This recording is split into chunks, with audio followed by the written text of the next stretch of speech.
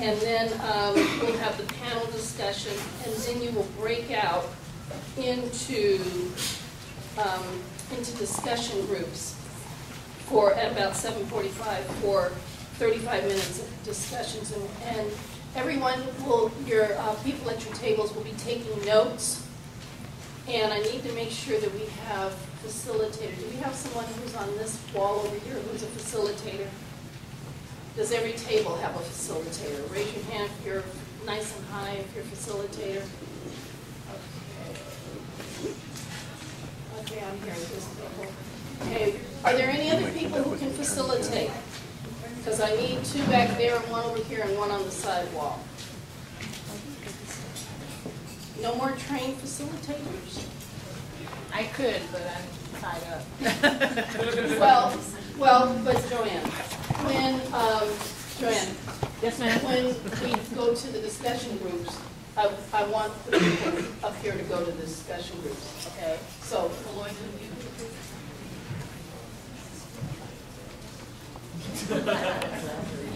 now this man was the director of the Fair Housing Council Board, and he doesn't know how to talk about race. I don't know who does.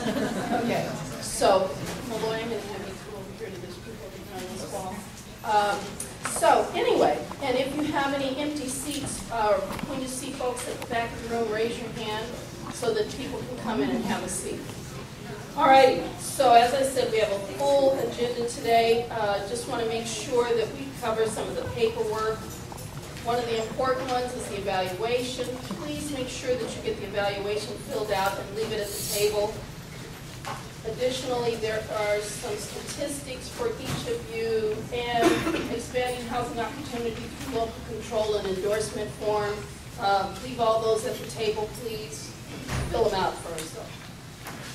Also, there is a form here from OPB.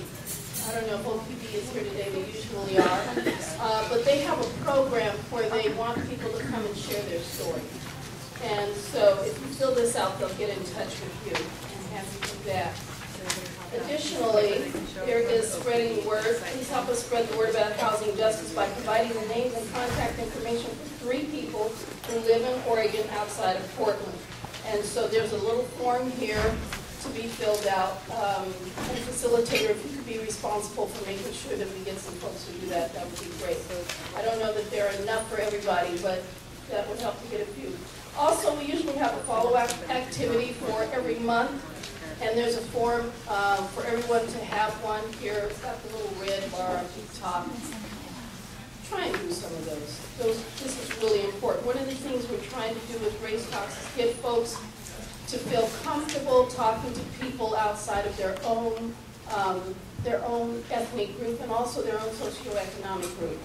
So, and the best way to do that is to just start. So, there's some kind of guidelines there to do it. I forgot the important stuff. The women's restroom is across the hall from the back door there, and the men's restroom is across the hall from here. There is food and drink that you may order. Please be gracious. McMinimans has been very gracious with us, and they offer this room and their staff all gratis. So, without further ado, I think I've gotten through everything. Very excited that you're all here. I would like to introduce our panel moderator, Cameron Witten, who is, some of you may or may not recognize. Cameron was our former candidate for mayor, and not only was he a candidate for mayor, but you might have seen him out in front of City Hall trying to starve himself to death. To which I had to go out there and kind of rough him up and say, all right, buddy, enough is enough. He'd lost like 30 pounds. So he will be moderating, and he will introduce our speakers. We have an august lineup today, and I'm really excited about this topic because Maloy here, raise your hand, Maloy, in case you're looking for a lawyer about housing stuff. I'm one of those people you're reading about who they're trying to put that foreclosure word on my house for me. So Maloy is my attorney helping me through this process. So, very excited about everybody being here tonight. Thank you all for coming.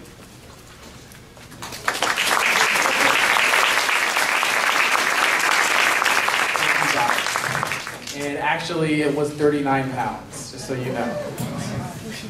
Thank you all for being here tonight. And I want you to know that I did eat before I got here. I ate a whole bowl of salsa, zunigas. So if you guys want to spice yourselves up, have some salsa. So, first of all, I don't want us to go through another minute of silence, but I also do want us to recognize James DePriest, who also just died earlier this week. He was the champion for the Oregon Symphony. Without him, we'd be missing a huge chunk of our culture. So I want to thank him very much.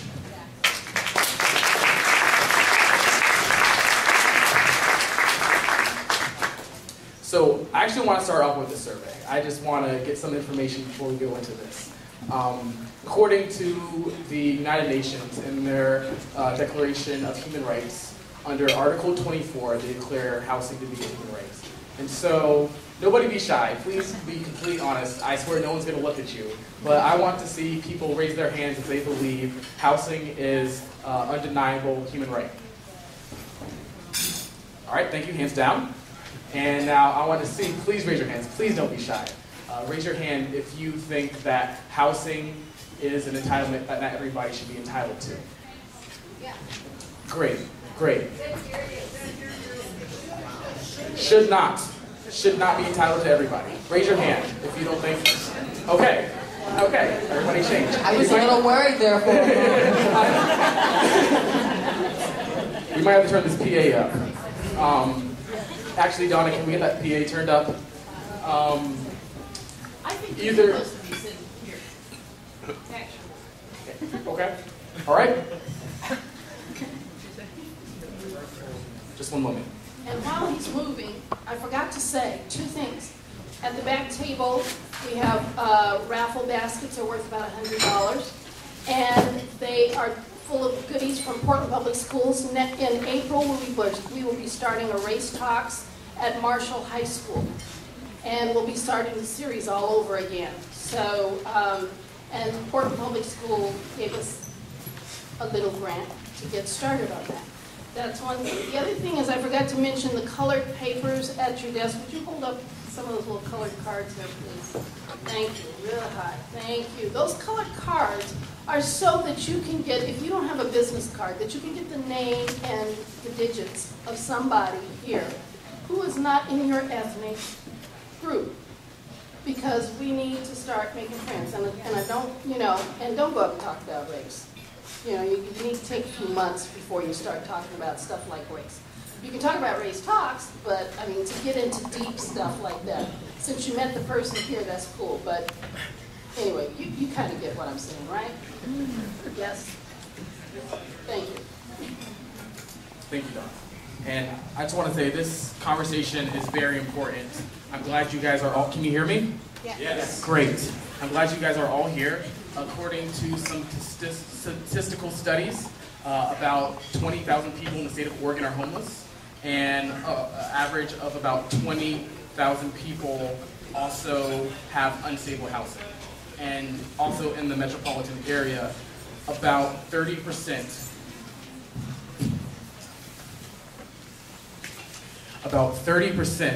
of all homeowners in our metropolitan region have homes that are currently underwater. And so this is a really great conversation. I'm glad that we have such a fine panel of educated speakers to help us talk about how this impacts communities of color and what can we do to move forward from this really shameful situation that we're in. So first we're going to have some beautiful words from Joanne Hardesty, who was raised overlooking the color line, literally, in Baltimore. In her time, her working class father would muster the financial resources required to take his family of 12 across that line. They were at the forefront as Baltimore began desegregating. From strong parents who added church and school to a vibrant family life, Joanne plunged into life choices that had only recently become available to women of color. Joanne was one of the first African female sailors assigned to a naval vessel on sea duty. Aboard the USS Samuel Gompers, she was one of 155 women among a crew of 5,000. Her tours included a station in the Philippines, and her international experiences were launched. Okay, let's go to the bottom. It took many years of organized advocacy for Portland City Council to adopt a plan to address racial profiling by the Police Bureau. Joanne continues to campaign for police accountability through her work with the clergy in the Abina Ministerial Alliance. She also is on the board for a Coalition of Political Future. All right, next we will be hearing from Maloy Good, who recently just opened his new law practice called Good Law Clinic, and you can find that over in Vancouver. And MacBooks cannot scroll good. All right.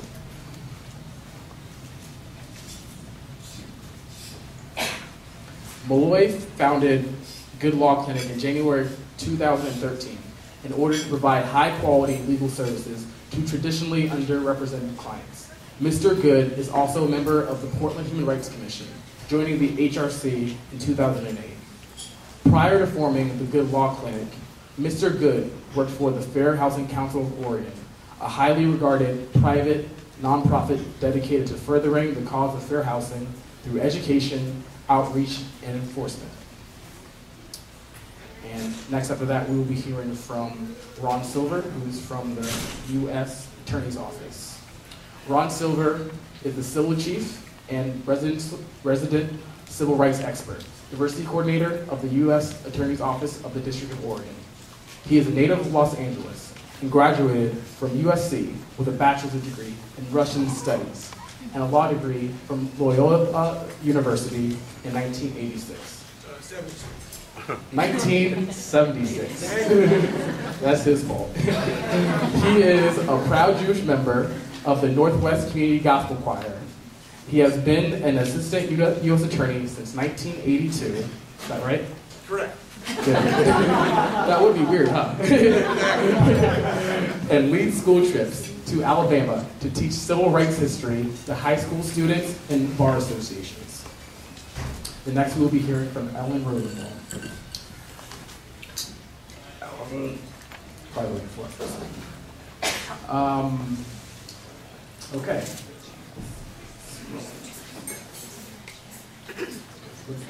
A little bit more. Ellen Rosenblum obtained both her undergraduate and Juris Doctor degrees from the University of Oregon.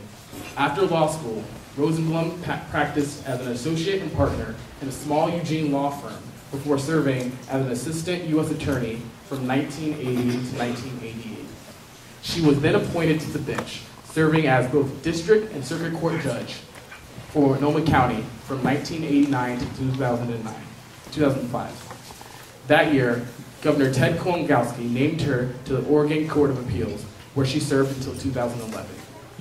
Following her successful primary election campaign for Attorney General in May, Governor John Kitzhaber named Rosenblum Attorney General on June 29, 2012, the first woman to hold the position. She was elected to a full 4-year term as Attorney General on November 6, 2012. And later on, we will also be hearing from Jeff Reardon, who is the newly elected state representative from Happy Valley. And we'll give a really brief bio about him. He was born and raised in the blue-collar town of Kelso, Washington. Jeff Reardon learned the values of thrift and hard work from an early age. Jeff is a Vietnam-era veteran who earned the highest rating possible during his term, E5, while serving on a nuclear submarine in the Western Pacific.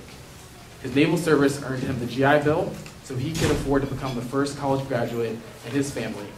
He holds a bachelor's degree in education from Western Washington University. He began his career as a teacher in the Park Rose School District, where he taught industrial arts for 5 years before taking a job at Tektronix. During his 21-year career there, Jeff advanced from technical writer to corporate communications manager. While working at Tektronix, Jeff continued to devote time to his lifelong passion of education by serving on the David Douglas School Board for a decade. And we also have his mailing list here. He's a fine, passionate individual. And if you'd like to get some notices in his monthly newsletter, you can add your contact information there. So please give a round of applause, please, for this great panel of speakers. So I'm going to now pass the mic off to Joanne Hardesty, who's going to share with us the history of housing discrimination in the state of Oregon. One moment. And so let me just say that in the time that I have to speak with you, it is absolutely impossible for me to share the deep history of discrimination in housing in Oregon. What I will share with you is just a few highlights, and Cameron is going to, there's a slideshow that Cameron put together. I want to bring your attention to these poster boards, and I want to thank Tim Hall, who is an employee at the City of Portland Water Bureau, who produced a whole lot of these panels, but we have 5 of them in the room, so hopefully tonight you'll get an opportunity to really look closely at these pictures, because they really paint a picture of what housing was like for African Americans way back when in Oregon. And so I'm going to start talking a little bit about urban renewal in Albina community. Several redevelopment projects targeted inner north and northeast Portland in the late 1950s and 60s, and they had devastating impacts on Portland's black community. More than any other neighborhood in the city, the central Albina area, now called the Elliott neighborhood, suffered at the hands of urban renewal, or as most black people called it back then, Negro removal. As skeptics called it, the Elliott neighborhood in particular lost almost half of its residents, over 3,000 people, between 1960 and 1970. Most of them were black. The federal legislation commonly known as urban renewal was designed as a long-range effort to achieve a better urban environment through rehabilitation or redevelopment of deteriorating areas. In fact, to revitalize the cities of America, Congress passed the Housing Act of 1949, declaring that the general welfare and security of the nation and the health and living standards of its people required housing production and related community development sufficient to remedy the serious housing shortage, the elimination of substandard and other inadequate housing, through the clearance of slums and blighted areas.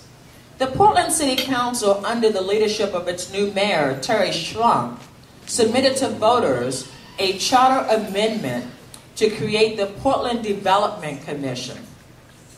On May 16, 1958, the measure was passed by the voters.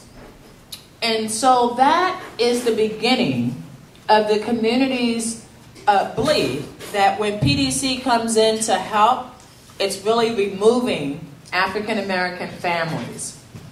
In fact, our very first plan would have removed 144 families from where now is Memorial Coliseum.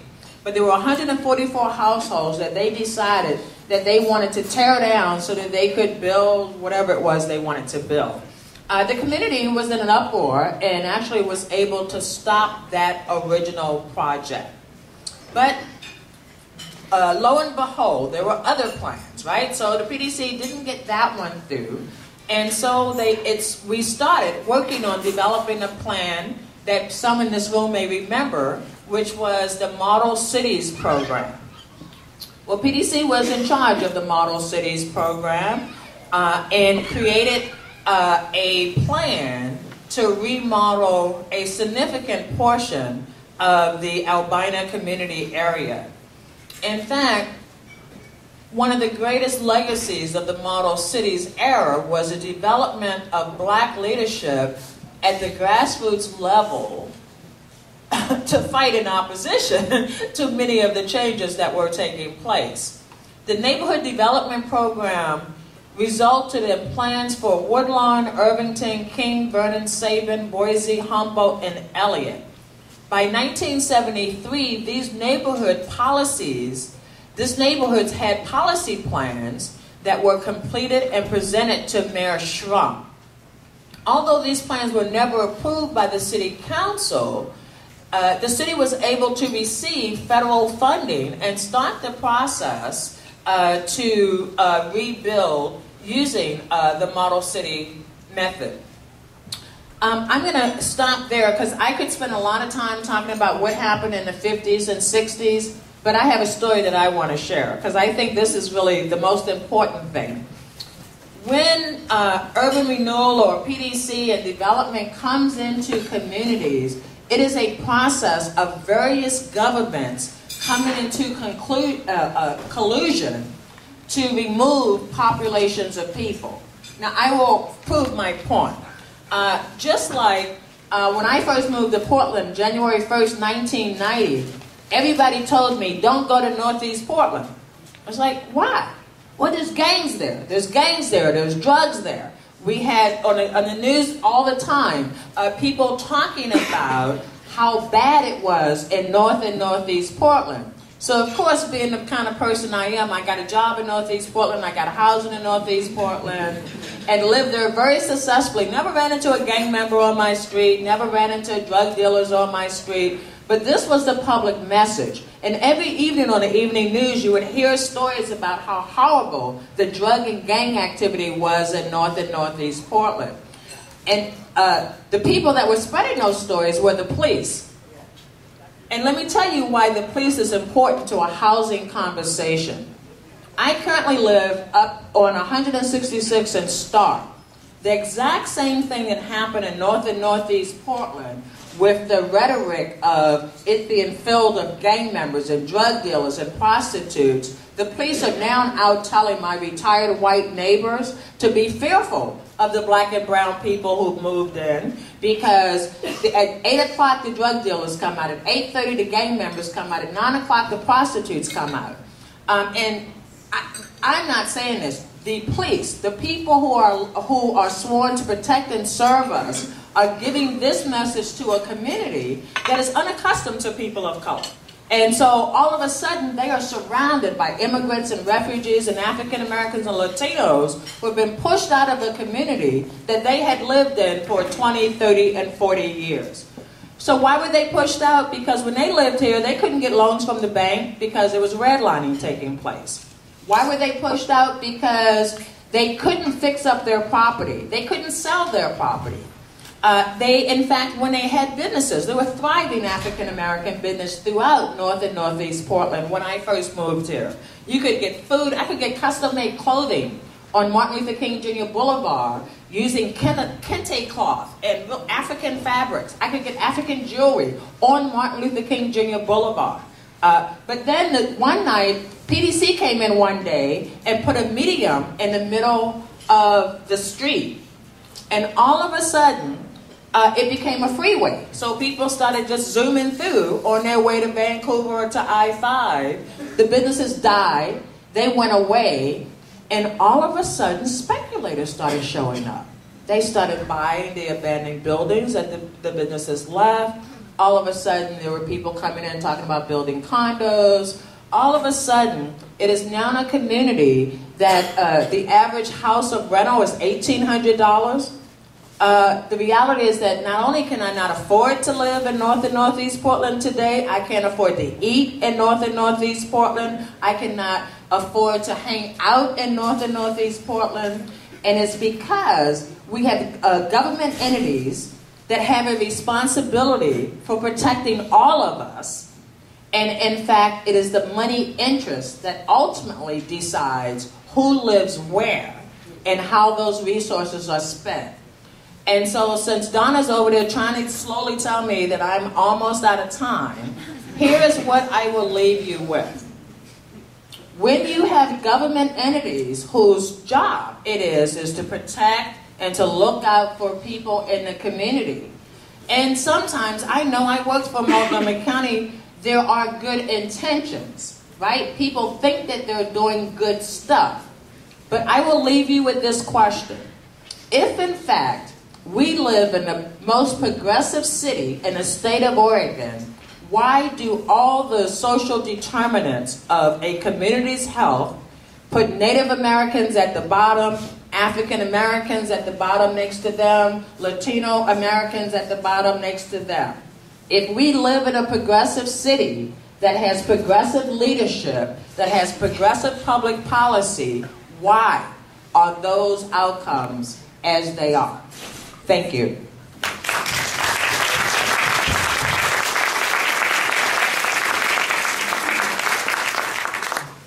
Thank you, Don. Thank you, Joanne. That was powerful words. I hope you guys all got to see some of those photos on the slideshow, because it also did uncover a lot of the other information about what's happened over the entirety of Oregon's existence, going from exclusion laws where people of color weren't even allowed to exist in the state. They discussed what happened in the Rose Quarter after the Vanport flood, which is an area that existed in the 1940s. And basically, For the one shipyard day, workers. For the yes, shipyard for the shipyard workers, one day on Memorial Day, the levees broke. Basically, imagine what happened with Hurricane Katrina, where a huge swath of communities of color kind of just ended up with no place to live and no services to live off of. And we also talked a little bit about redlining, which is a practice that occurred for a very long time, where people of color weren't allowed to live in most areas of the city of Portland after they were expelled from Vanport. And so please, if you have time, do research this information. It's very important and a part of our discussion today. And so our next speaker is going to be Maloy Good. And about a year ago, we were here at Race Talks, and we had the Fair Housing Council, who provided us a bit of a background about what the state of affordable housing and the need for affordable housing looks into our region. And so we're going to take a reflection of that discussion and see where we are at now. Thank you, Cameron, and thank you, Donna, for allowing me to speak again. So last summer, the Oregonian ran a series of articles called Locked Out that highlighted that today we face many of the same problems and plagues when it comes to integration or lack thereof that they faced in the 50s and 60s and before that Joanne was talking about. But what was most disturbing about the series was the fact that there are existing policies that exacerbate and contribute to that growing segregation. And what you're seeing is, when you look at the history of African American population in the Portland area, what you see is a history of displacement. And this was just taking us to the next step, which is the displacement that had moved everybody to North and Northeast Portland has now moved everybody out to outer Northeast and outer Southeast. And so the two of the main things that came out of that series were two main policies that contribute to this. One is the state of Oregon is one of only two states, along with Texas, so we're in very good company there, that bans cities and counties from passing laws that say when new development goes in, that new development has to include some sort of affordable housing to create at least an economic integration, which will likely lead to racial integration, the integration of people with disabilities, the integration of families with children. So in Oregon, no city or county can do that. There's a state law that completely bans that. And that has a tremendous effect. The article talked about North Bethany out in Washington County, but there's more development that's slated to go on here in Portland, and right now there's no ability for the city to say this has to include affordable housing with it. The other policy that we have here in Oregon is it is perfectly legal for a landlord to deny someone because they have a Section 8 voucher. Not to get into the details of what a Section 8 voucher is, but basically the housing authorities give people a voucher that says we will pay up to a certain amount of your rent. You go out on the private market and find a place that'll rent to you. But landlords can say, no, I'm not going to take the voucher. Well, in Oregon, that's completely legal. The statistical analysis of the voucher holder population shows that people of color, again, people with disabilities, again, families with children, single mothers, are disproportionately represented in the Section 8 population. So this policy of being able to turn people away simply because they have a voucher is helping to cause this redistribution of or resegregation of people out to outer northeast and southeast. So I talked about that last July, and what I wanted to talk about today is there is movement to undo both of these policies. A new group, a coalition of grassroots organizations called Connecting Communities of Oregon has put in a bill that will repeal the inclusionary zoning ban. It's House Bill 2890. There will be a rally on March 14th in Salem to support passage of that bill. Additionally, the Portland Human Rights Commission had asked Senator Chip Shields to sponsor a bill to eliminate Section 8 discrimination, and then also, as many of you probably know, Speaker Kotek has also sponsored her own bill to undo that. So there's movement behind these things, and it's very important that people remain involved and get involved. There's a flyer on your table regarding the inclusionary zoning ban. If you all are interested in being part of that, please fill that out and get it to Cameron or myself. And the last thing I want to mention is at the federal level, HUD has finally issued a regulation that says that this concept where the disproportionate effect on people of color or other kinds of protected class populations is in fact a violation of federal fair housing law. So while movement is slow, it is going. So I'm going to turn it over to Ron now and have him talk some more.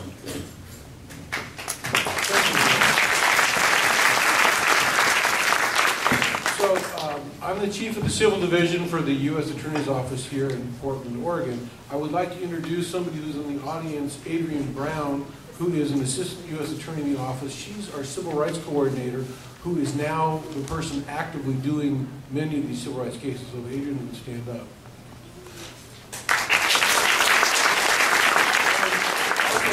What Adrienne brought with her tonight, we put on your tables, is a civil rights enforcement brochure. Please take it, take a look at it, and you'll see the kind of cases that we can handle and that we can deal with in a wide range of matters, not just civil rights, but disability rights, hate crimes, police misconduct, human trafficking. And you'll see phone numbers for Civil Rights Hotline and the phone number for our office, so please take that with you. What I'd like to do is just give you a little bit of history about fair housing laws and where Oregon stacks up in that area. Interestingly enough, despite the fact that Oregon had a fairly horrific past in terms of race relations, due to the foresight of Mark Hatfield when he was both in the legislature and governor, Oregon was one of the first states in the country to pass fair housing laws in the late 1950s, well before California did it, well before Washington did it. But again, throughout the country, there was terrible housing discrimination. It was perfectly all right to discriminate on the basis of race, and that was one of the civil rights laws that President Johnson wanted to pass. And of course, in '64 he passed the Civil Rights Act that banned discrimination in public accommodation, in going to a restaurant or a hotel of that nature. And in '65 he passed the Voting Rights Act, but he could never get the housing law passed. And he was constantly running up against this thought of, a man's house is his castle, and nobody can tell me who I can sell my house to. And he kept trying, and it was literally probably only the killing of Dr. King in April of 1968 that was the final push that allowed the Senate and the House to pass the Fair Housing Act of 1968. And that law is what finally set a national standard saying you could not discriminate against somebody on the basis of their race or their sex or their national origin. That law has been expanded since, and this is a law that the Department of Justice and the U.S. Attorney's Office enforces. Now it says you can't discriminate against people on the basis of their disability, on the basis of their religion, on the basis of the size of their family, that they have a family. Also, there have been equal credit acts that you heard the term of redlining. redlining was so pernicious because basically what mortgage lenders would do, they just simply, it wasn't that somebody who was a person of color couldn't buy a house per se in a white neighborhood. The only problem is they could buy it if they could pay cash. They just couldn't get a loan. And that was this concept of redlining. And so the Department of Justice had a whole campaign in the 1990s when we had the Civil Rights Division where we went after lenders who were engaged in redlining. But then in the new century, we saw something else happen, and that was mortgage lenders who came up with subprime mortgages.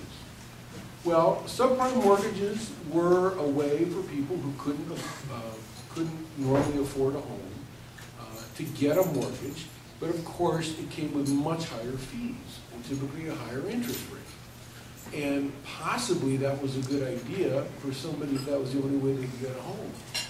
But what the department found, and what became the basis of a significant amount of litigation in the last few years, was lenders whom the department alleged were blatantly steering African Americans and Hispanics in particular, who could qualify for good loans with lower number of points, with a lower interest rate.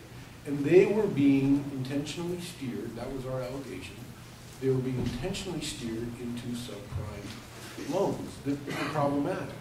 And in the last, in 2 or 3 years, the department has brought several lawsuits. We got a $60 million settlement from Wells Fargo. We got a $20 million settlement from SunTrust. We have brought cases against Bank of America and Countrywide, and they've all entered into consent decrees with us. And what's important to note is this came to our attention because people made complaints to U.S. attorneys' offices, calling the hotlines you'll see in that brochure that I've given you, that we've left on the table. And so, it's important that you speak up when you see something that just doesn't seem right to you. And apropos of that, I've been handling fair housing cases since 1994. Did them for many, many years. Adrian is now doing them. And something has really kind of troubled us and surprised us. I have handled many, many cases on behalf of families who, landlords just, they don't think they have to rent to people with kids, which is kind of crazy because the law says they do. And ultimately they pay a lot of money to that family because they have that crazy person who have to do it. We've handled lots of cases for people with disabilities. We've handled not that many, but they've been dramatic, the cases we have handled, for women who have been sexually coerced by their landlords in order to stay in their apartments, or if they're a little late with the rent, well, we can trade that for a little bit of sex.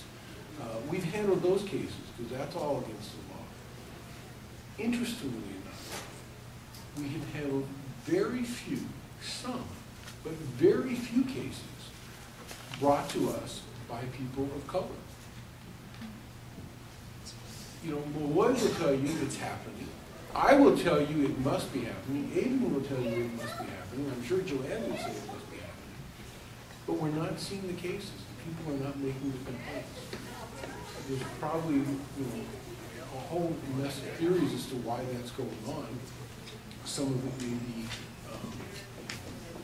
a belief that the person's voice won't be heard, or it may just mean they're trouble for it. I don't know the reason. But what if there's any message I would hope could go out from a conference like this or a talk like this is, please step forward. Contact boldly. Contact the Fair Housing Council. Let the case start so that we can bring justice to an injustice. We cannot do it if the complaints don't come to us. Let's see if there's anything else you want to talk about. That's really the highlights I want to hit for you. Again, just take our brochure. Please step forward. so that we can do something for you. Could you describe bowling? BOLI is, it is the Bureau of Labor and Industries. It is a state organization that is and I don't have their phone number, but I'm sure that it'd be pretty easy to find them.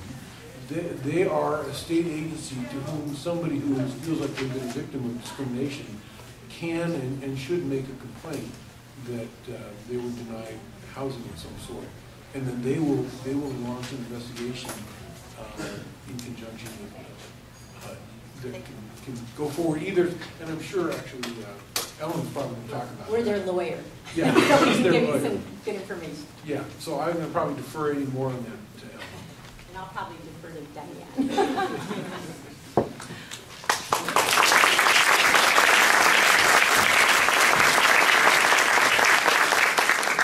Good evening. I'm Ellen, and please It's call not me your turn Ellen. We still have time for Q&A. Oh, sorry. So first I want to thank Ron Silver, Maloy, Fair Housing Council, the U.S. Attorney's Office, and we're hoping to see good work from the Good Law Clinic, because talking about these things are all very important. We need, institutions that are standing for just causes, but most importantly, we do need individuals to stand up and be a champion for themselves and to make sure their voice is being heard. And so right now we actually do have that chance for people's voices to be heard. We have a chance for maybe 2 or 3 questions from people in the audience. If anybody has a question yet that they want to ask to one of our speakers that have already spoken, please raise your hand and we will answer your question. Nicole? So my family and I have experienced the landlord we had recently moved. You got to speak a lot louder. Okay, we recently moved, and the landlord kept all of the security deposits, even though the house was clean, everything was in contact in order, but they kept everything, and we don't feel that was right. We feel like it was discrimination, but it happened a while ago. So if you have incidents like that where you try to reach out for help and nothing really happens, so you feel like nothing can be done. I didn't have information about what you guys do. So my question is, because it happened a while ago, can I still fight it right now? Can you tell us how long ago? Maybe like 5 or 6 months. Yeah, and so if the issue you're talking about raises both a landlord-tenant question and potentially a discrimination question. If the landlord kept your deposit but would let someone of a different race have their deposit, and you have 1 year to deal with the landlord-tenant aspect if they wrongfully kept the security deposit. You have 1 year, if you feel it was discriminatory, to file an administrative complaint with HUD or BOLI that Ron talked about, and you have 2 years to bring a lawsuit for potential discrimination. Couldn't she file something without the discrimination part of it? Isn't it just plain illegal? Right. I mean, the question was, couldn't she file something without that didn't involve discrimination? And yes, there are rules about how landlords are supposed to handle a security deposit and under what conditions they are allowed to keep it. And if they didn't follow that, then she has 1 year. The person has 1 year from when it's been kept from them to usually file a small claims action to try and get it back. We have another question from Ibrahim.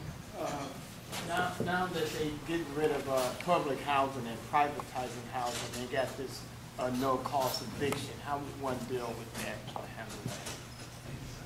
No-cost eviction. So the question was Yeah. how to deal with no-cause evictions. So I'll briefly just state that in Oregon, under the right circumstances, a no-cause eviction is allowed, which means the landlord can just give you a notice and say you need to be out, and they don't have to tell you why. If you suspect that you're getting the notice because of your race, because of your disability, because you have kids, you can talk to. One thing I always recommend people talk to your neighbors, see what's happening with them. if people who are similarly situated to you are not getting that notice, and they don't have kids and you do, then that might be discrimination. And you should contact the Fair Housing Council. You should contact Ron's office. You should contact Foley or HUD. But unfortunately, the landlords do have that right under Oregon law. There's an old saying, you can do something for no reason, you just can't do it for the wrong reason. And that's what has to be decided in a situation like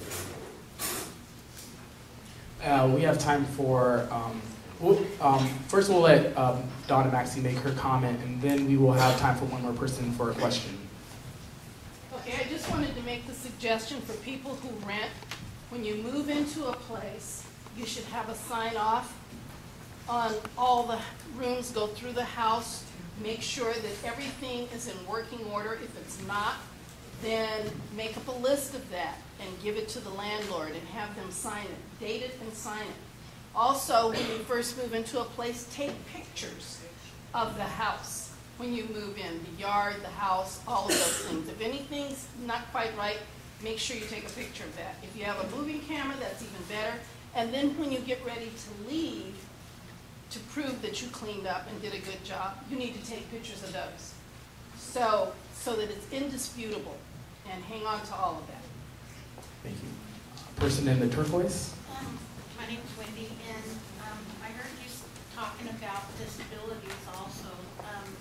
How do you suggest that people handle that? I recently had a friend who is in a wheelchair and all of a sudden got a no-cause eviction. And so here we are. I'm peer support specialist, and I don't know how to even refer her, whether she should do a grievance through medical or if she should do a grievance through housing. So what I heard you describe is somebody who's in a wheelchair, living in an apartment, I assume, who was given a no-cause eviction. If they believe that the reason they got the eviction was because they are disabled, then that is something they can call the hotline at our office. It's on that brochure I gave you. They can contact BOLI. They can contact the Fair Housing Council. They can contact HUD, because again, it goes back to, I think you can have no reason, but you can't have the wrong reason. And more likely than not, evicting somebody because they're in a wheelchair is probably a wrong reason. So from a disability rights standpoint, that is a protected status under the Fair Housing Law. Would it be in her best interest to also have a doctor sign off to the fact that she feels that it's unfair and unsafe? Well, a doctor, it's unlikely that the doctor knows why the landlord evicted her. A doctor can speak to the impact on her of the eviction. For the doctor to speculate as to the landlord's reasons, wouldn't do a lot. But certainly a doctor explaining the impact on her is going to be useful information. Whether it strengthens her legal case or not, I can't speak to that. I'm glad we were able to talk about these really crucial examples. Now we're going to finish our final speaker for this segment of the panel, the Honorable Ellen Rosenblum.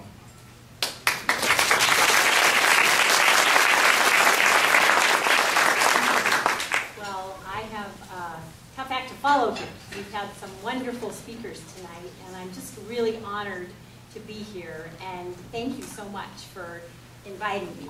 So just really an important conversation, and that you thought that I could contribute something to it was kind of humbling.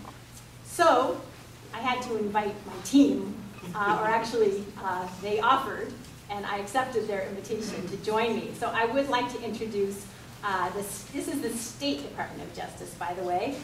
Ron works for the U.S. Attorney's Office, which is connected with the United States Department of Justice. So just so you know, you have the feds and you have the state here side by side, and we... and we're friends. And we're friends. We even sing together, and sometimes with the gospel choir, especially at our special joint service that we have every year when we celebrate the Reverend Dr. Martin Luther King Jr. So that's really a lot of fun, but we aren't going to sing tonight, maybe next. So let me just ask my team, including Jennifer Busey, Ellen Clem, please stand up as I call your name. Jennifer is my executive assistant at the Department of Justice, Attorney General's Office. Ellen Clem, next to her, is our Consumer Education and Outreach Coordinator. Thank you, Jennifer and Ellen. And then in front here, let's have Diane Schwartz-Sykes, who is our civil rights lawyer extraordinaire, and who will be able to answer the tough questions that I might not be able to tonight, along with, seated next to her, Simon Wong. Simon, please stand. Many of you probably have met Diane and Simon in the context of race talks or other community outreach that they do. And I just appreciate so much the work they do. Simon in particular has...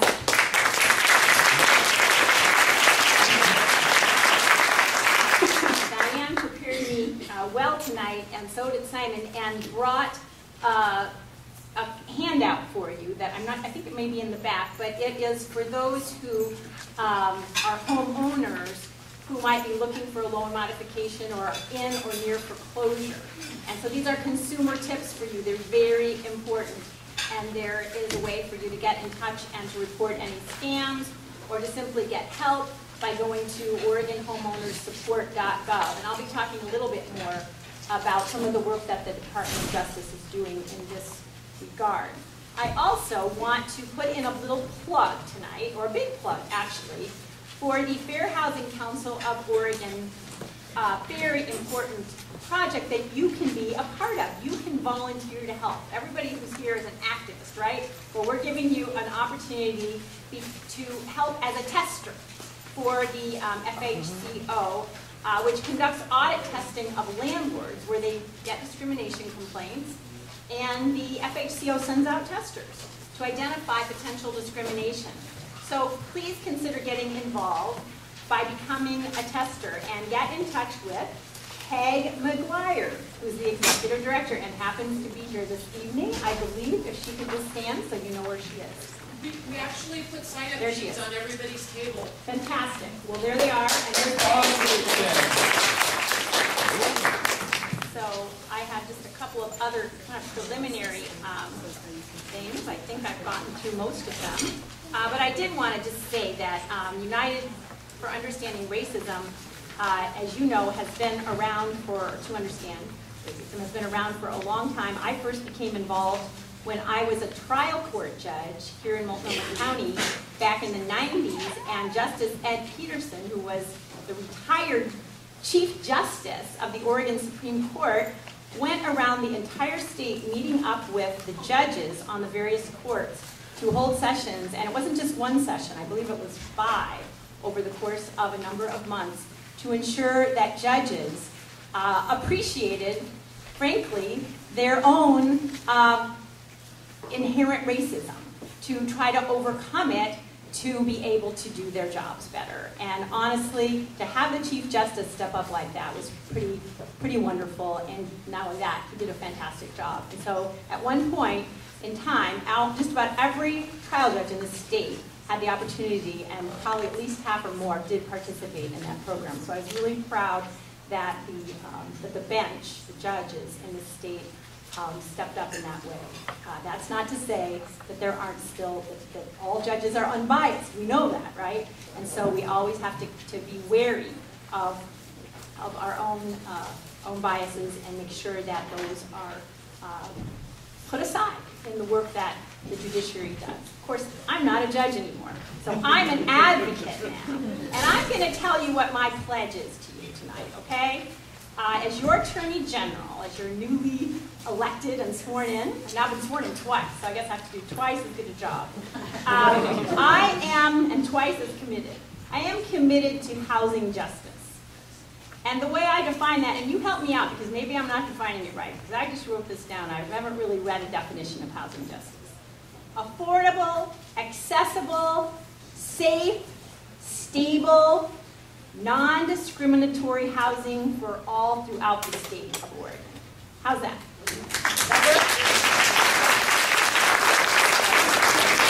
Let me know if there's anything I left out, and I'll add it in. Okay, so the other thing is that you've had a lot of speakers already tonight, and I'm worried that I might get kind of stuck in the weeds here. So I'm going to start with my conclusion. Okay?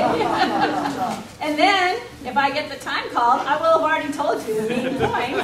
And, you know, if I end up missing something, well, okay, you can come up afterwards and I'll tell you what I didn't have time for. I thought it was kind of a good little quote this morning. I was listening to OPB on my commute from Portland to Salem. And, you know, this is their fundraising drive, right, this week. And so they said, the sooner you get past the middle, the faster you get to the end. So I thought that was a good little message.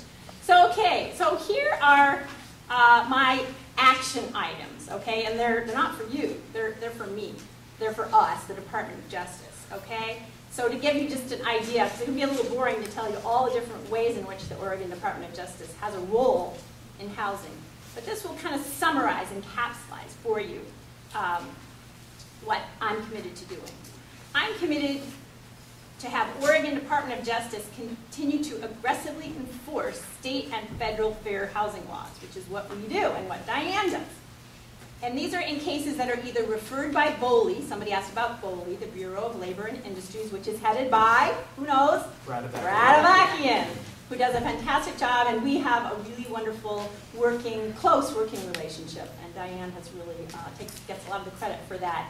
And so we work very closely together to make sure that not only housing, but employment and other areas, wage discrimination, are properly enforced. So these are in cases that are either referred by BOLI or brought under our independent Department of Justice, what's called pattern and practice authority. So in cases where there's a pattern or practice of housing discrimination, we handle those directly, and in other cases we work accepting referrals from BOLI and sometimes in filing administrative cases under BOLI for housing discrimination. So, and we have our civil rights unit headed by Dan has investigated and settled a number of fair housing cases, several different types. I won't get into all the different ways that they can be brought over the past 3 years. So fair housing is a proven high priority for the civil rights unit at the Department of Justice. I'm already getting to the weeds.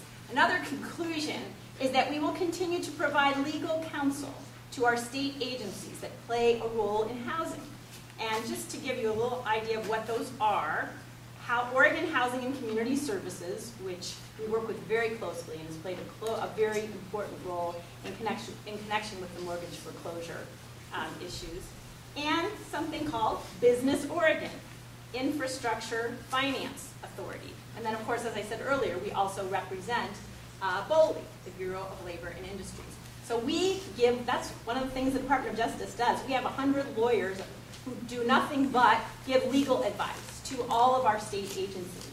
And those are 3 of the agencies of the state to which we give, hopefully, good, correct, timely, and important legal advice so that they can do their work that supports fair housing. So another conclusion is that we're going to work with our community partners, such as the U.S. Attorney's Office, BOLI again, local governments, the Fair Housing Council of Oregon, which I already have referred to. You're going to sign up as testers, and other housing advocates to identify discrimination and to mount a coordinated enforcement response. We are working with the Governor's Oregon Advocacy Commissions. I'm sure many of you are involved in those as well, to establish a fair housing internship in cooperation with the law schools and with the Oregon State Bar. And this intern will examine segregation and access to affordable housing. So we're excited about that, and we're looking forward to that partnership. We are going to ensure, hopefully, that recipients of HUD money, where the state is the pass-through, comply with what are known as the AFFH requirements. I'm sure lots of you know what that is. It stands for Affirmatively Furthering Fair Housing, right? So local housing authorities, which receive Section 8 funding, are required to comply with the AFFH requirements. And we work to ensure that those are complied with.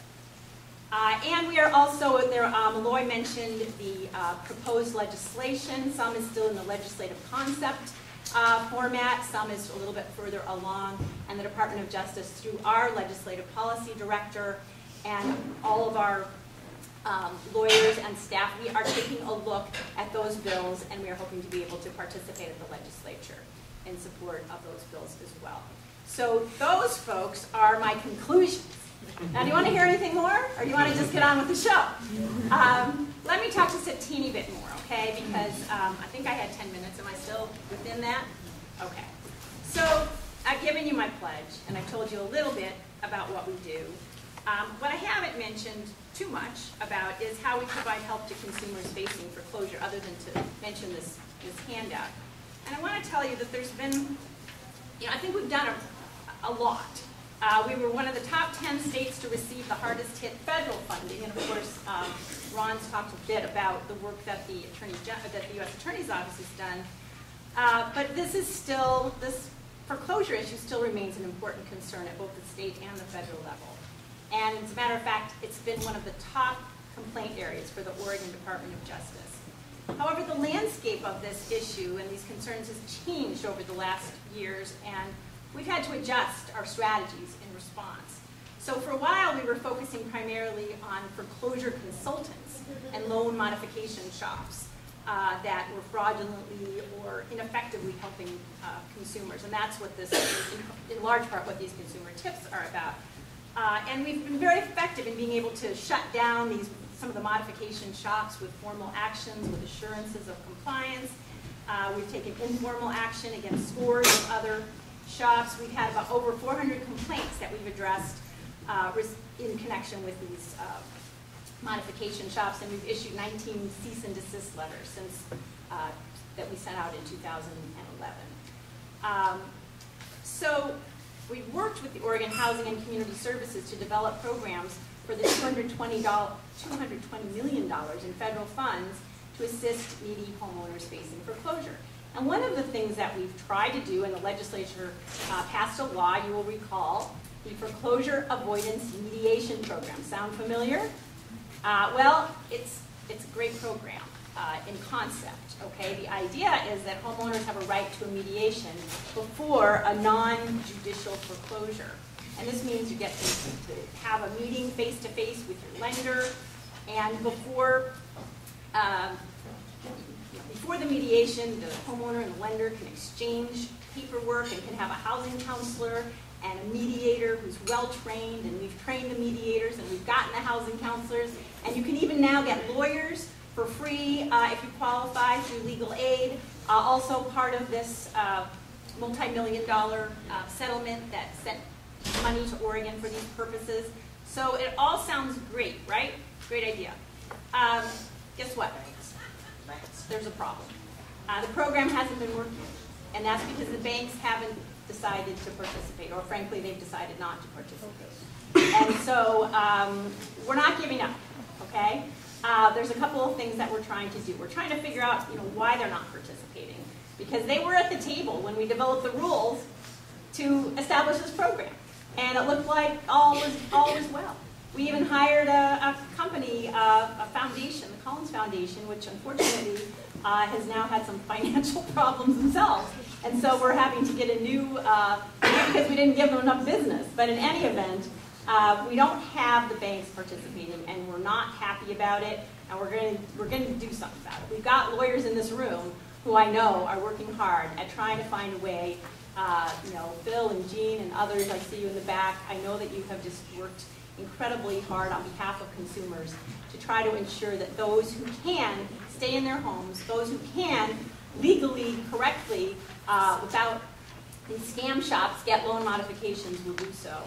And so in a combination with, hopefully in collaboration with the legislature, we'll get things on track. What's been happening is that in part because of some litigation, or perhaps because of some litigation that put into question the non-judicial foreclosures, the banks seem to be moving more, and I don't mean just banks, I mean any mortgage service providers, have been moving more towards the judicial foreclosure. In other words, they're filing in court. And this program, this mediation program, didn't apply to court order or to to courtroom-based foreclosure.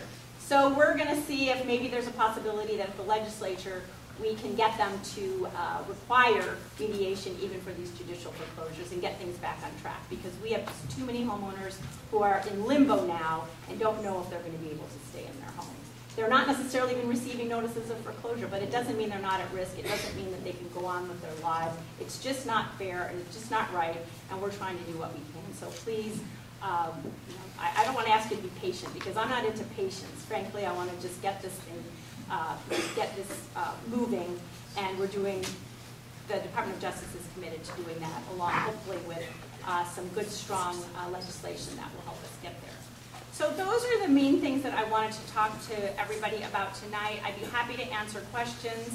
Again, I'm just so honored to be here. I kind of had this idea that maybe the room would be empty because people would be watching, you know, the State of the Union. But maybe you listened on your way over, or, you know, perhaps, I won't say this is more important, but this is darn important. And I think our president would be proud that you're here tonight and that we're having this discussion about our community and making it a better place for everyone to live. So thanks again for having me.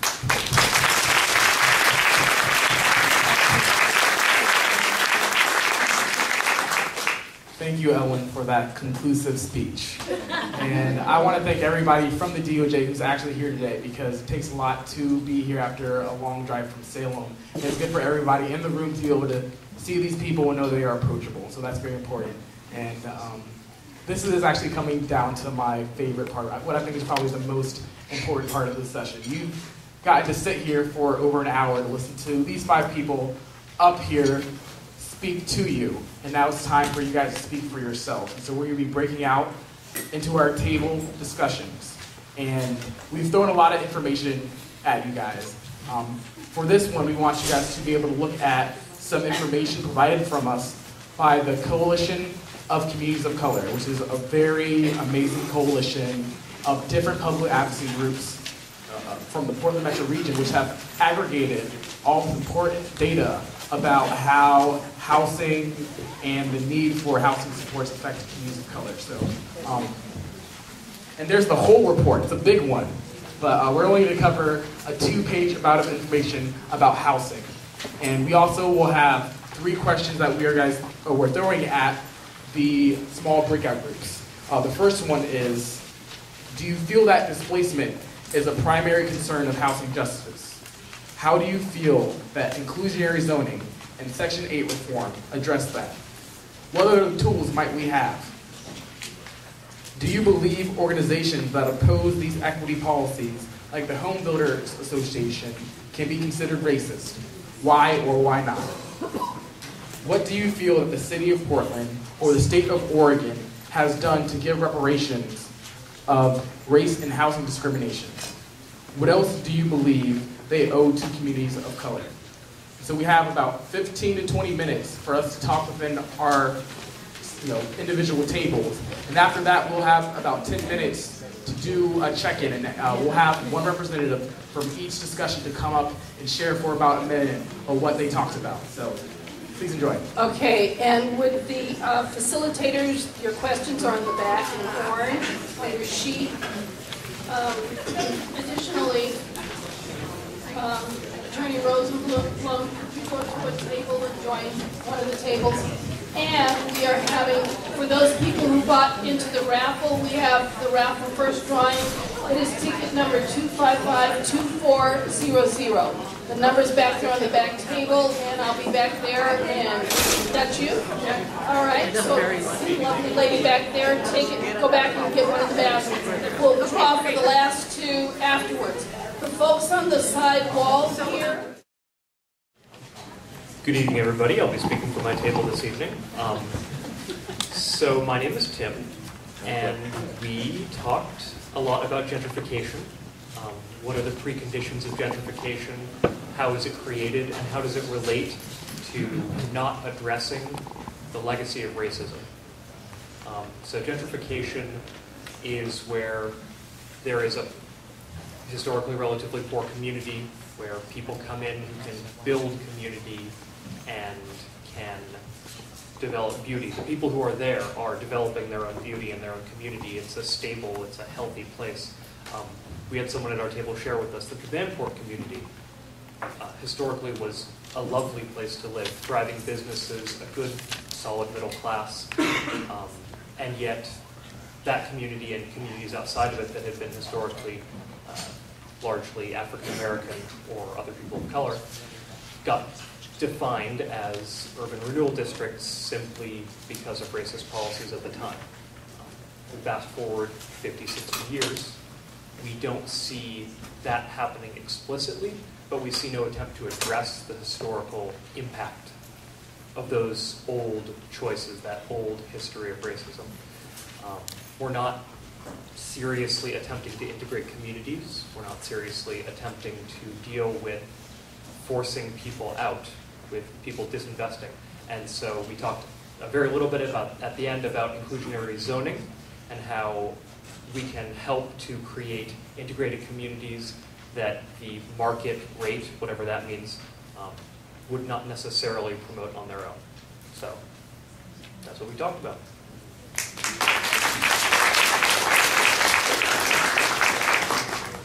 We talked about a lot of things in just a few minutes, and so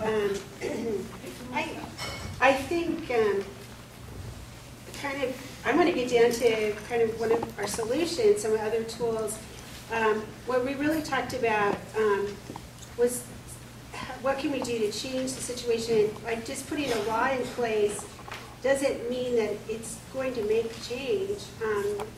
There was a comment that landowners can just figure out a way to get around the law, or they'll be smart enough to say, oh, I'm denying you housing. They're just going to say, oh, it just didn't work out. But there is also opportunity with laws to set a new standard for people to follow, to set a bar for them to reach up to. And I think that's great. But I really think what we were talking about is what we really just need is a lot more affordable housing and being willing to understand that wealth doesn't insulate people from people who don't have the same wealth that they have, that we do need to provide housing for people and mix things up and bring people together of different economic standards and levels. And that one of the things that we talked about is filling vacant properties with homeless people. Like that should be the policy that's in place. If there's 8 empty houses on your block, you should fill them up. And then most importantly, the biggest change is to educate our children, to teach them about housing justice and to let them know that everybody has a right to housing, not just people who can afford it.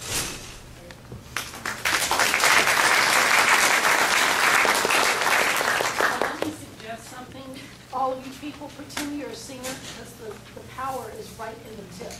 So turn it like this. Turn it like this? Yeah. Okay, can you guys hear me? Oh, yeah. All right. My name is Nicole, and at our table, we mostly talked about inclusionary zoning. So we feel that it's a really good tool, but we also talked about the benefits and maybe the not so benefits. So the benefits of having inclusionary zoning is that with new developments, there would be a specific area where in that building it would be just for affordable housing. So just for everybody to be able to afford, and that would be good because it would mix it up. You build up, I guess, the community and everything. But maybe I guess a not benefit for that would be that it would be maybe a tokenized area. So let's say there's like 15 for a condo, and at the bottom area it would be people of color, or that would be looked down as a bad thing. So we talked about that and having it kind of segregated, and us not wanting that. So it could be a really good thing, but we'd also have to weigh out how it could be good, how it could be bad, and be really conscious of that. But we're all about inclusionary zoning.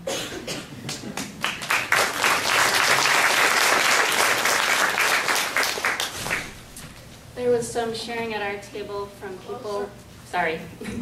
people who had intentionally moved into pretty diverse neighborhoods and then over time seen that changed.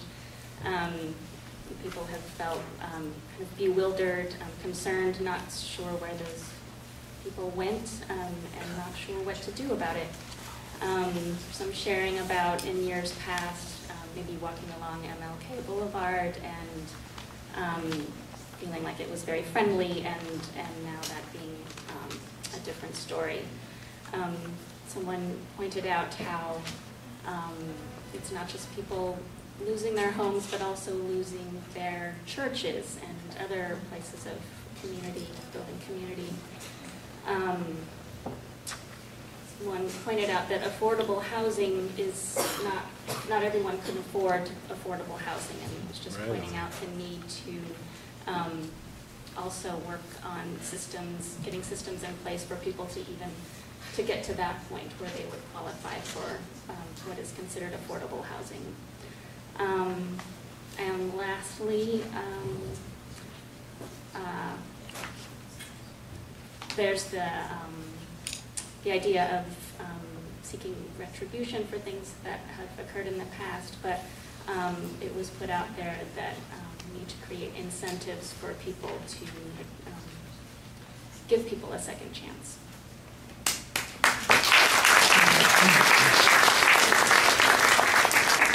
We talked a lot about referring people into different areas so that it balances out the diversity. City accountability, people of power, transportation links, including diversified housing integrated with transportation, and also that we also had someone say that if you see the consequences, that consequences have racism, that you have to change it. It's not just racism, it's classism too. And then that people just have to care.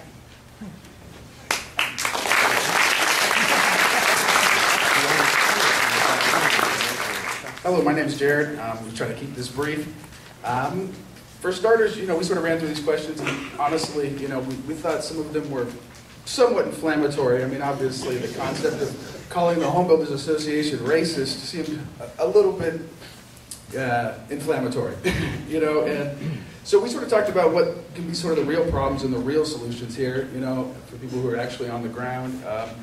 Things like Section 8 reform, we talked about sort of the pros and cons of that. It sounds great on paper, but there's obviously a lot of reasons why it's not the way it is right now, and some of the problems in Section 8 that preclude that from maybe being necessarily a solution that, doesn't cause more problems than it fixes, which sort of was a concept at our table. We talked about as sort of the whack-a-mole game, you kind of fix one problem, you create another. Kind of similar to the whole concept of affordable housing we sort of talked about in Portland, and this concept of reparations sort of tangentially. That, the great problem in Portland with affordable housing is that it's very expensive to build a house. You can build a house in Kansas for as much as it costs to get a permit to build a house in Portland. So, and then you talk about, people on Section 8 and things like that. And affordability of housing, you talk about their water bill is more than their rent payment a lot of the time. Some of the policies in Portland and at the bureaucratic, apologies to the bureaucrats, but that maybe, there's a solution that maybe transfers some of the money from bureaucracy and policy planning to people in need. So that's our thoughts. I don't think our group stuck to the script. We had a lot of questions. So one of our questions was around the exclusionary zoning laws. And just saying, obviously it's not, we don't have that here, but we know segregation and, prejudice exists elsewhere. There may only be 2 states that don't have it, but that doesn't mean everybody is practicing it. So how do we, kind of practice what we preach? The other thing we touched on was the redlining, and just to what extent does it exist today? And when it does happen, I guess I would say, when they brought it up, they mentioned the businesses moved out, other businesses moved in, and we kind of questioned, well, why were these businesses that moved in able to be successful, able to thrive, and the ones that were there didn't. So we basically had a bunch of questions, and like I said, kind of moved to our own.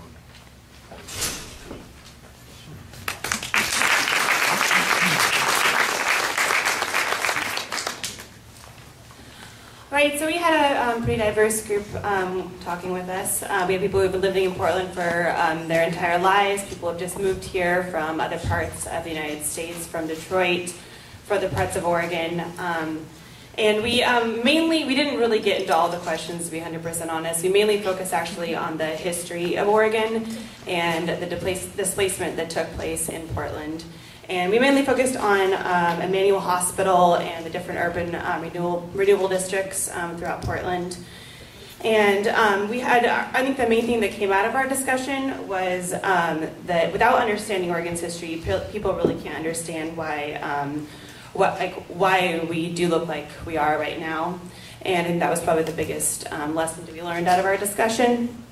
And similar to what's been said before, just why certain communities were able to flourish in these urban renewal districts and why others were not, why certain stores, and I think that one example that was brought up was when it was a primarily black community, like the beer and alcohol and those things were definitely demonized, and it was labeled as a bad community. Now it seems one of the biggest draws of why we come to Portland. And so, and we were just getting mainly into the inclusionary zoning issues, and many brought up in the group that they didn't even realize that Oregon had a ban on inclusionary zoning. And so we were just starting that conversation when we had to come up here and talk to you, so.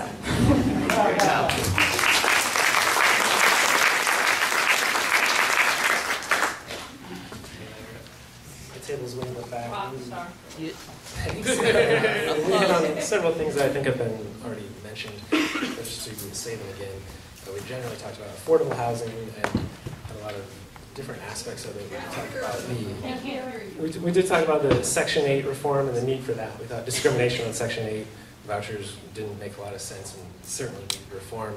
We also talked about foreclosure, try to prevent that, and some people were mentioning ideas of a moratorium on foreclosures, and we were wondering what could be done. In that regard, we did talk about general displacement questions, and inclusionary zoning came up. I think we liked that idea. We did have some questions about how it would be implemented, and I think some of that came down to existing concerns with the city of Portland's ability to handle some of the ongoing displacement concerns in Portland Development Commission and some other bureaus, and if they were the appropriate agencies to be looking at implementing inclusionary zoning. So that was one question that came up.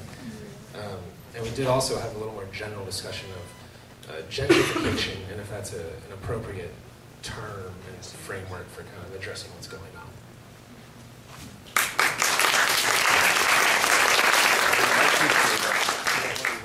Hi, I'm Karen, and my group is over there by the wall. Lovely group.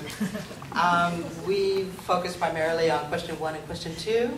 So in regards to the inclusionary zoning in Section 8, Cameron was so kind to give us a quick 30-second historical update as to how that came about, how, let's see, yes, the, yeah, okay. So we and in regards to inclusionary zoning, there was also a lot of comment made that it having a diverse community which to grow up in is really instrumental and foundational for growing a population that is accepting and welcoming, because you know we all form our impressions of what the world is like when we're kids, and if we all grew up around people who were different from ourselves, then it would really go a long way to knowing how to interact positively with adults when we get there. I happen to make the comment that, well, you know, I've got hair growing out of my head, you know, my blood is red, and so why is it when you look at me, you like say, gosh, you're exotic, you're different, you're strange. It's like, well, I guess because you didn't grow up with me, you know, you weren't my neighbor. And if we were neighbors, then we could act neighborly. What a wonderful idea.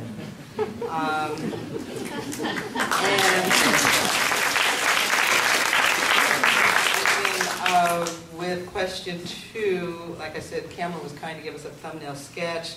that way back in the 90s, the lead from Port Townsend Business, yes, Don, I do see your finger going run, essentially took it off the table for municipalities to decide for themselves to have inclusionary zoning or not. So if you kill the opportunity at the table, then how can people make a better choice? So.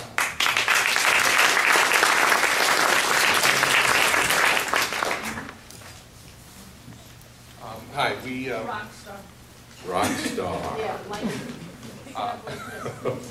We had a couple of things to add. We had actually an apartment building owner who was expressing concern that there should be awareness of renters on the impact of displacement and urban renewal, that it's not just about homeowners. And we have a teacher at the table. We talked about working in inner city schools and when families lose their housing, the kids get yanked out of school. So their community is broken up, their education is disrupted. And then when wealthier families come in, they choose to purchase private education, and then the community schools are affected. We've seen Humboldt School closed. We've heard discussion about Woodlawn and other schools closing. On the Section 8 question, and I guess we also talked about the urban growth boundary, that as the metropolitan area adds more acres, that would be the time when inclusionary zoning would be important to be sure that that it isn't all just street of dreams, luxury homes being built, that we have diverse communities as we grow our community.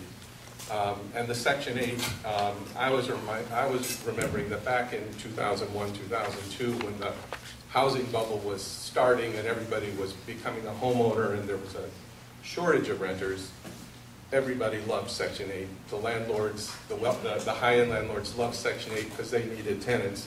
As soon as the vacancies went down, they started kicking them out, and now they won't take them. And if they can have Section 8, if they love Section 8 in the good times, they should be forced to love it in the hard times.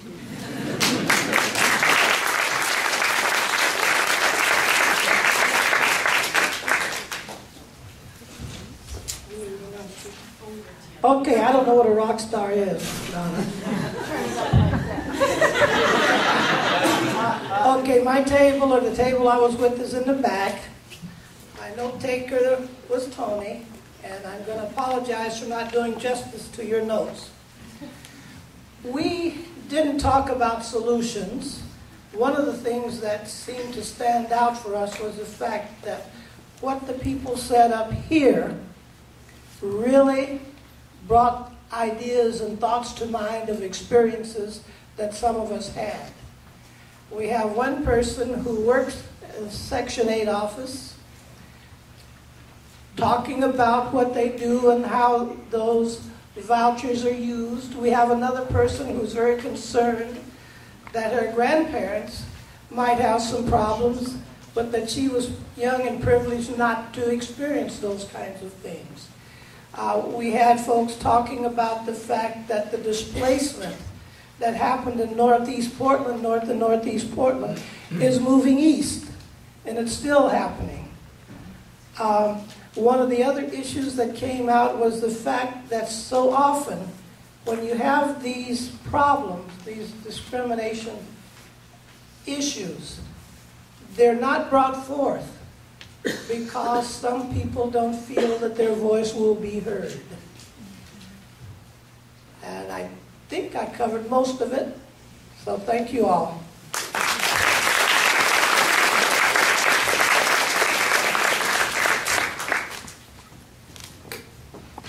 We barely made it through the first question. We saw these displacement, gentrification, all as symptoms of the larger problem of a fundamental need for realignment of our values away from money and into community. That was the root of the problem. And we saw inclusionary zoning, although there were questions about what that actually looked like. It sounded good. Inclusionary sounds like a good word. We talked about when private owners own private property and developers, people with money coming into a neighborhood, there is tremendous pressure to sell. And how do we mandate that a person cannot sell that property because it violates some community best interest? We thought it's all of these are complicated and important issues without easy solutions. Yeah, that's it. Thank you.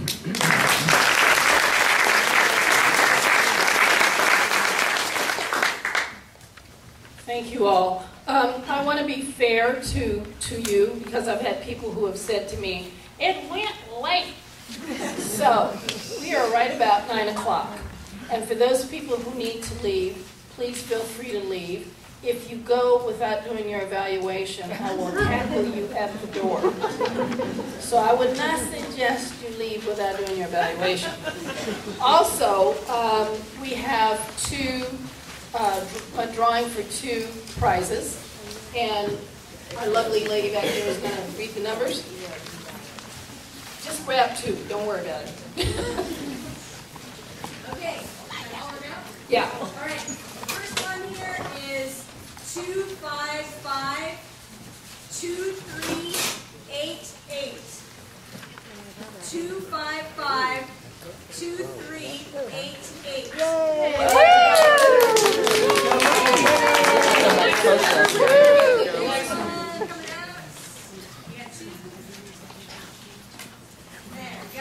We have 255 2338. Thought you had it last time. 255 2338. Is someone still here? 255 2338. Is it you? All right. Okay, so we have our prizes. Let's hear for our prize winners. So, for those folks who need to leave, please leave your evaluation on the table. Also, right now we're going to have Representative Jeff Reardon make a few comments, and additionally, there will be a Q&A for the panel. We'll ask our panel to come back up, and there'll be a Q&A for the panel, and that'll be about 15 minutes. So we will be going over, and if you have to go, please do. But we do want to be fair to those folks who have allotted a certain amount of time. So, let's hear it for Representative Reardon.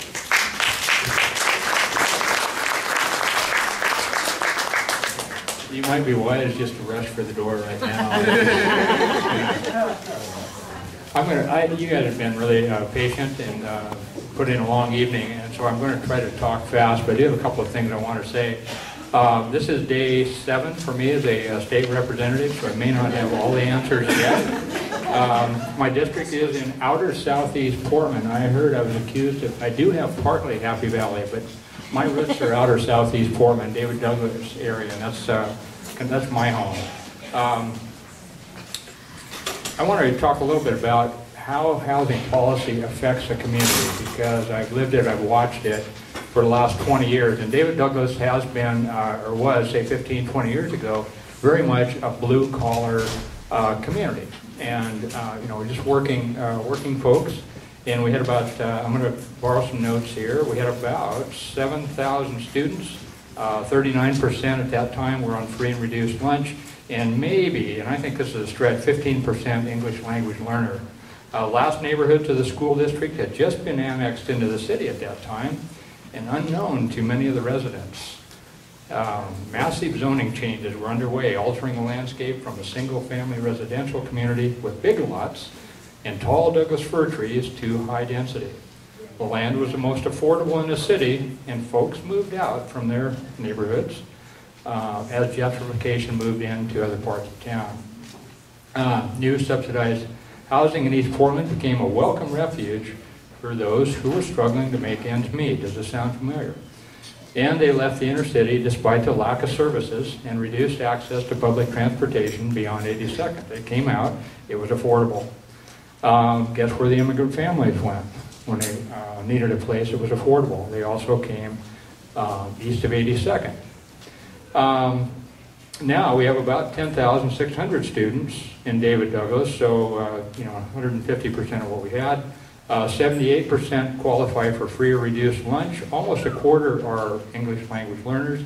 Over 70 languages spoken at our high school. By the way, I just graduated from high school last year myself. So I've seen and lived these changes. Our schools are beautifully diverse, with over 50% of our students being children of color.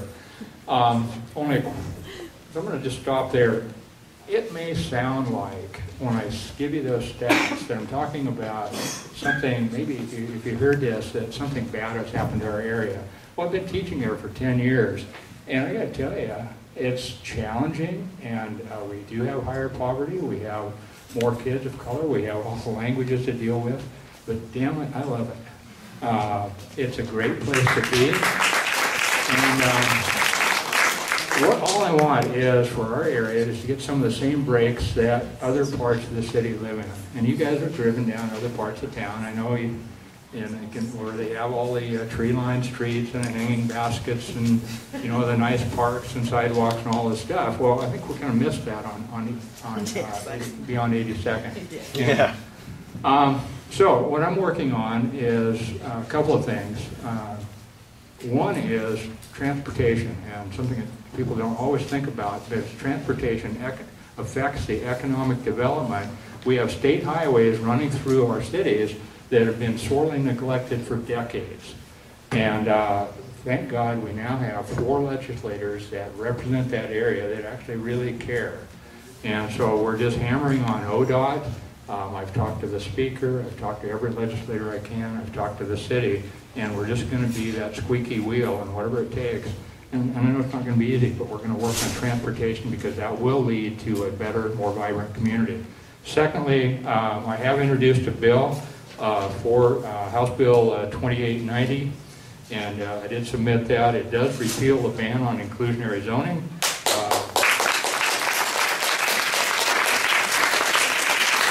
I do think it's only a first step. It's only one step, but I think we just need to give cities the tools to help us do what we want for our communities. So, by the way, I'm just going to plant this message. I did talk to city councilors about the inclusionary zoning. They are planning to focus their efforts on support of the Section 8 bill and kind of let the inclusionary zoning pass. So I don't know how you feel about that. I just thought I would let you have that piece of information, and perhaps you want to chat with your city representatives as well. But this is what I can do for right now, and I know Speaker Kotek is definitely behind Section 8 housing, and I'll work on inclusionary zoning, and one piece at a time, we're going to try to get it done. So thank you very much for being here.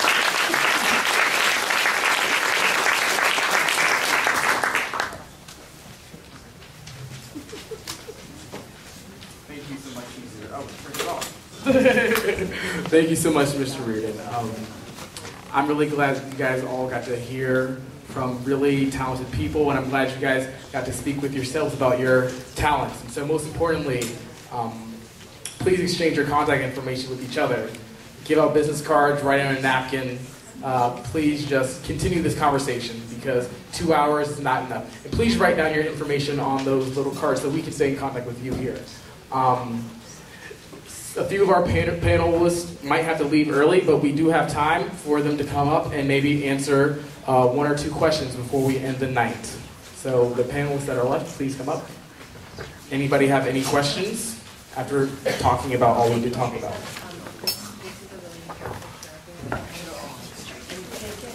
All right, going once? Okay, we do have one. So I know that, hey, Ron, thanks. So I know that banking laws are regulated at the federal level, but I'm wondering what the Attorney General, the State Attorney General here, I was curious about what you and Diane, can you come up here? Diane? what can be done to induce the banks to lend, to stop predatory lending, and to induce them to lend once, you know. So is there anything that can happen at the relatively local level to force large banking institutions to I'm a big believer. Rockstar. I will give you the approach that I'm the most comfortable with, and then I will ask Simon, if he's still here, to address other components of it. But fair housing is, predatory lending falls under fair housing, and there are predatory attorneys that will take cases.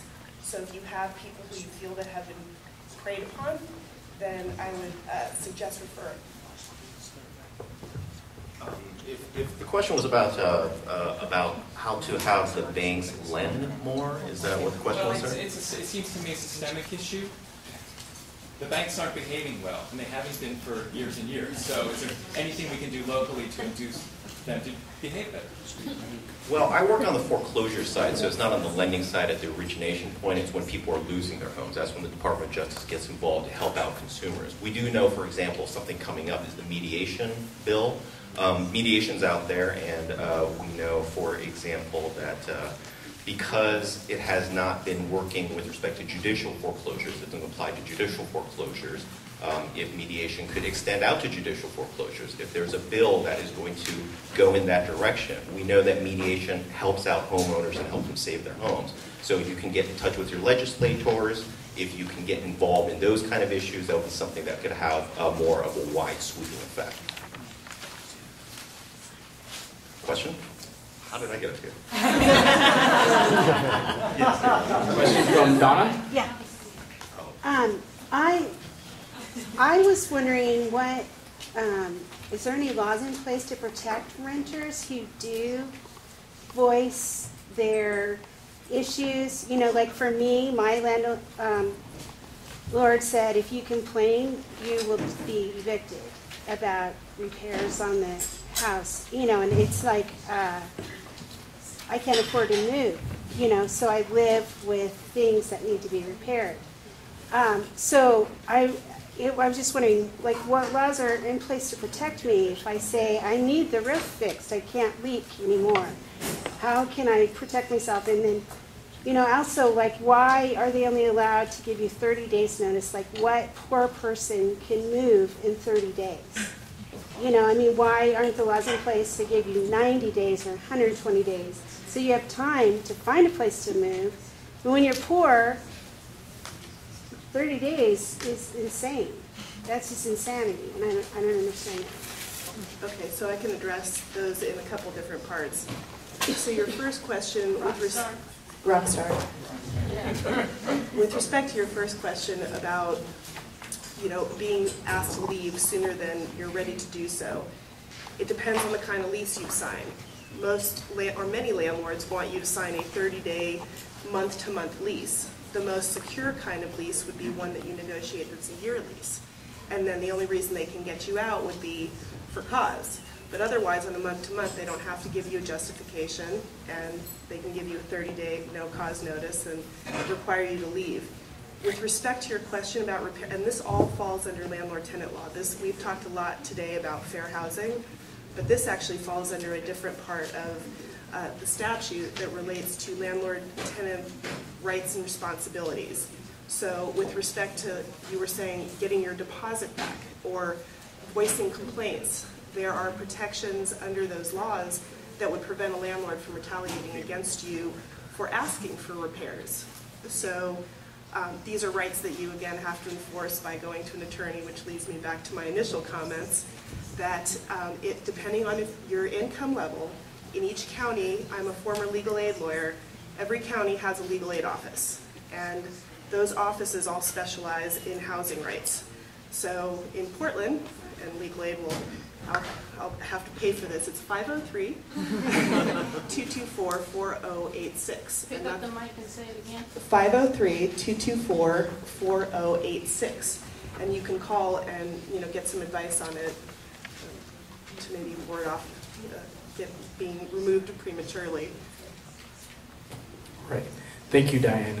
And we are already running over time, so we are going to actually give the mic to our very last rock star, Joanne Hardesty, who wants to share a few words with us. So I will be happy to give a minute of my time to Ibram, who is a solid advocate for houseless people who desperately need to be heard. So come on up here, my brother. Yeah, right on.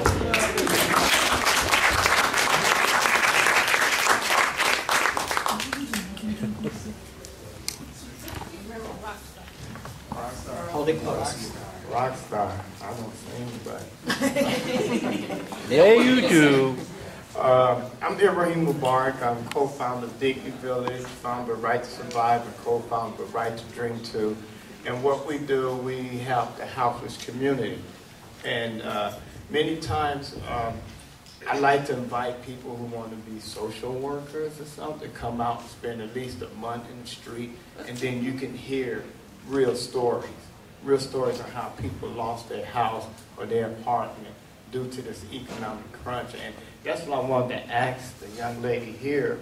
I'm sorry, they will be asking no questions. I can't answer a question. Okay, I'll tell you something. Well, we on the corner of 4th and Northwest Burnside downtown, and we, within a year and 5 months, we served 24,000 houseless people. We serve 90 people a day. We get them off from sleeping on the sidewalk. We feed them. We give them a nice warm place. We give them fresh sleeping bag and clothes if necessary. And then we refer them to different agencies. So I like to say we're a rest area with referral services. Now the city is finding us $1,300 a month, and we haven't paid that because we don't have that money to pay. And now we just got a big bill. We owe $13,000. And they're trying to move us out of there. And we're saying if they move us out of there, where those 24,000 people is going to sleep? We pay for our own electric, our own water, our dumpsters getting dumped, our porta potty, and we pay for liability insurance and $1 a month for insurance for the landowners. And we do this all without government help. We do this with writing grants and fundraisers. So we need you to speak out to the city leaders to say we need more rest areas or dignity villages to get people off the streets. Since a year and a half, we've been there. 30 people have found housing and 15 people have found work. So that's what I have to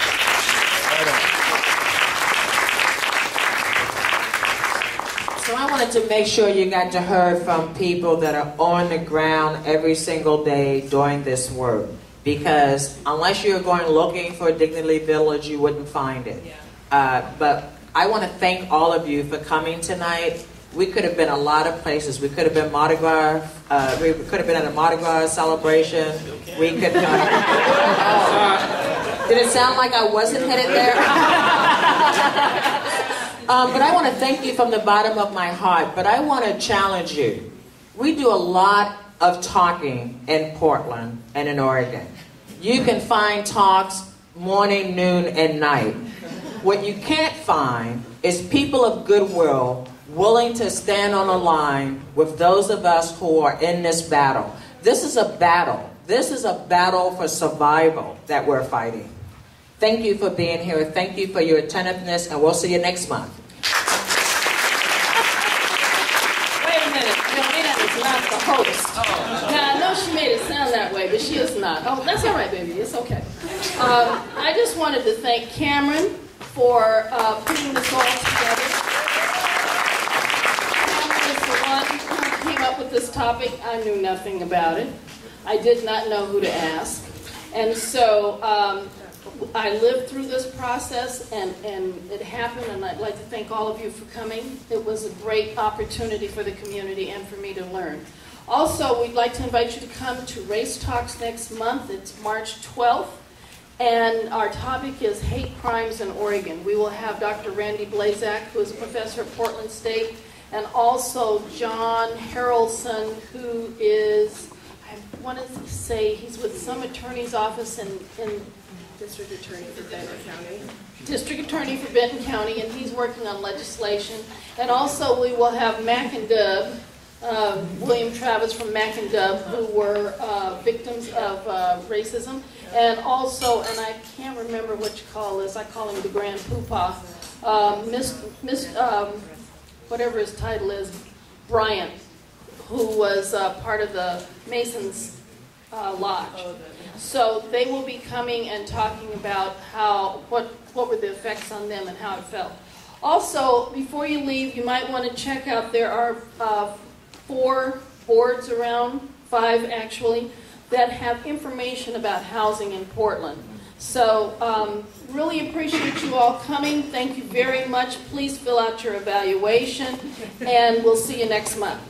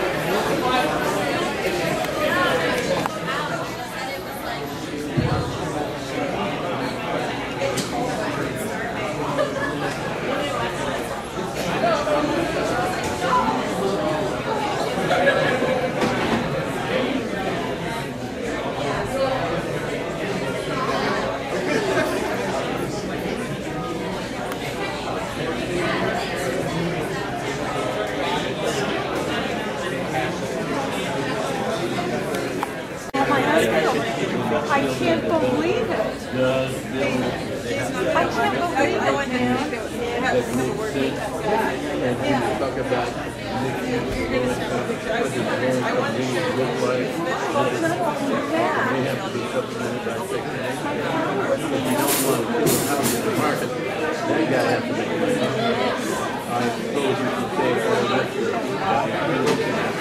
Nobody ever mentioned this.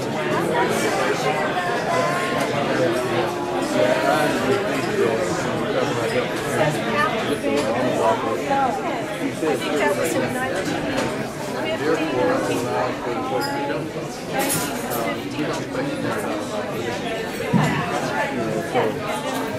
Yeah, no, I agree, and I think the thing is that you start thinking about now, I need a little more. But I mean, what on earth? Why haven't I ever seen this? I can't believe it. I've lived in this neighborhood for like almost 40 years, you know? And this is a very progressive left-wing neighborhood, but nobody ever mentions this. I mean, this is like whitewashed history. Are you recording this? I am, but I can leave it in or take it out. Hey, it's all right. I said good. Then you can add in the That's right. This is the truth. Yeah. This is the truth. And this is a wonderful example of how history is written by the people who triumph by this. And I guess the history of these families that got flooded out and moved here has disappeared. This is a perfect example of this sort of thing. Yeah. And like I have professional neighborhood historians living there that used to work at the Oregon Historical Society. You know, like, but nobody ever talks about this. I can't Just sweep it under the carpet and forget about it, kidding. Huh? Yep. That's what's the good beauty of these race talks. You see me everywhere. Yep. You know who I am.